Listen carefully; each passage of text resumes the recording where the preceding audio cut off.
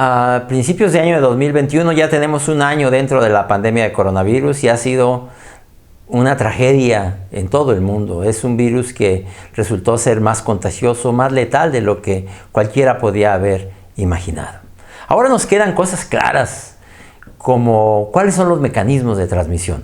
En un principio pensábamos que el mecanismo indirecto era común. Es decir, si yo tenía el virus, por ejemplo, en mi mano o en la boca, y hablo y contamino este objeto inanimado, y luego alguien toca este objeto inanimado y se inocula los ojos, la nariz o la boca, ya se infectó. Pensábamos que eso era común. De hecho, eran comunes, por ejemplo, los tapetes de cloro para dejar el virus a la entrada, llegar a casa y cambiarse de ropa, bañarse de inmediato para dejar el virus y cambiar esa ropa. Pero ahora sabemos que ese mecanismo indirecto es muy poco común. De hecho, sabemos ahora por estudios de brotes, estudios de dinámica de partículas, modelos matemáticos y acciones de salud pública, que este virus se respira básicamente a corta distancia por lo que se llama gotas o a larga distancia por lo que se llama aerosoles, que no responden o que no respetan esa sana distancia. Por ejemplo, cuando una persona habla, tose, inclusive una respiración, un jadeo, lanza pequeñas gotas que se van a flotar al aire y van allá, más allá de 8 metros. Y entonces, cuando muchas personas se encierran en un ambiente en el que están respirando el mismo aire, se dan los episodios de lo que se llama superdiseminación.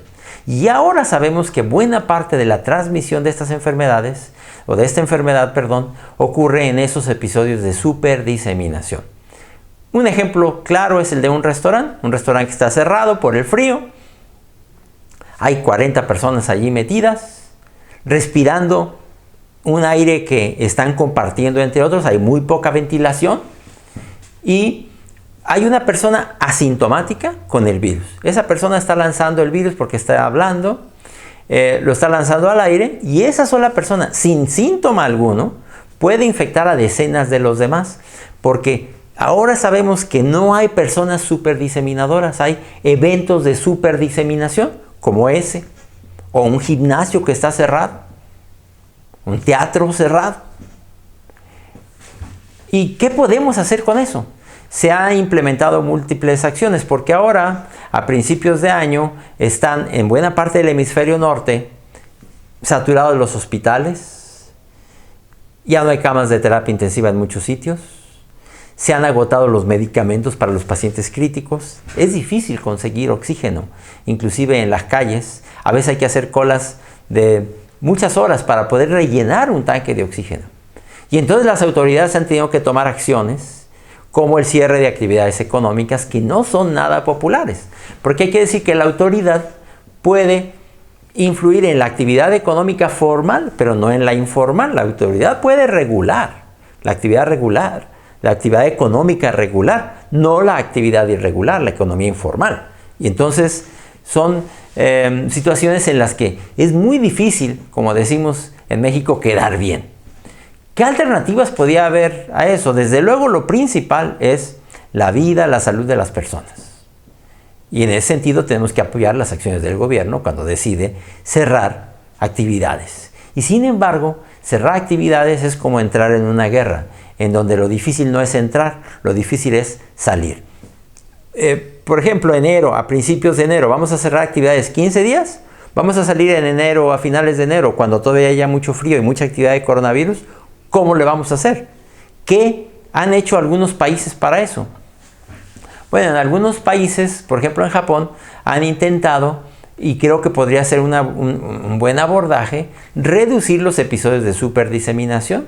Básicamente ventilar interiores. Que eso se dice fácil, pero que de manera práctica no lo es tanto. ¿Por qué? Porque en tiempo de frío, si tú ventilas los interiores, te va a dar mucho frío.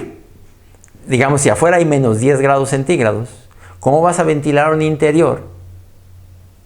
No hay calefacción que aguante, no hay calefacción que sea económicamente viable.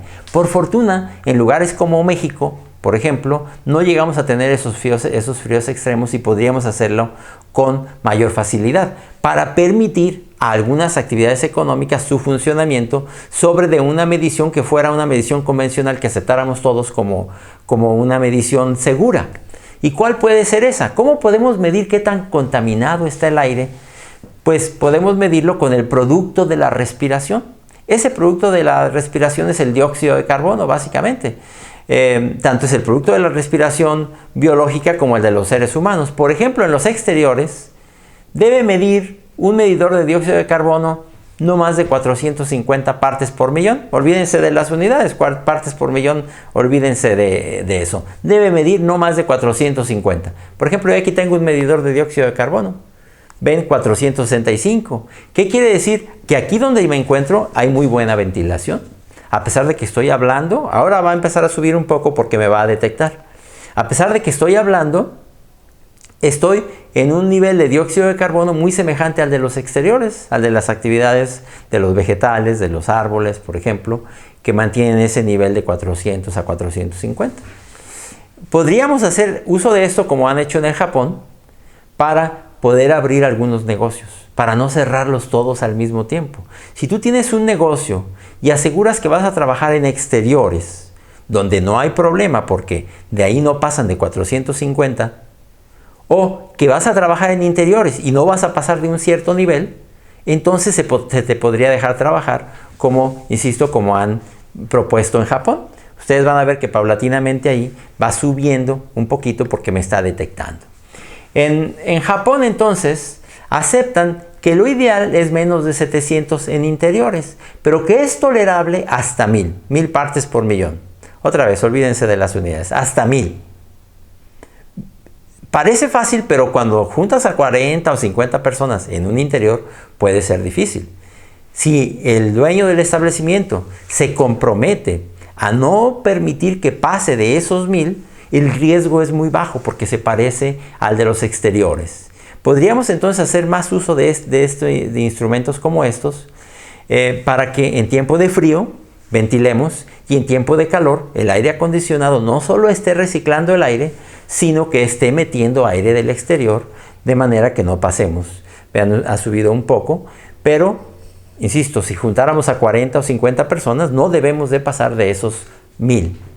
En conclusión, esta enfermedad se transmite de personas asintomáticas frecuentemente y muy frecuentemente también en esos episodios de superdiseminación. Si pudiéramos reducir esos episodios de superdiseminación que se dan en la vida pública, en la actividad económica, podríamos dejar trabajar a muchos de los negocios que ahora tenemos cerrados. Creo que es una opción que podríamos explorar.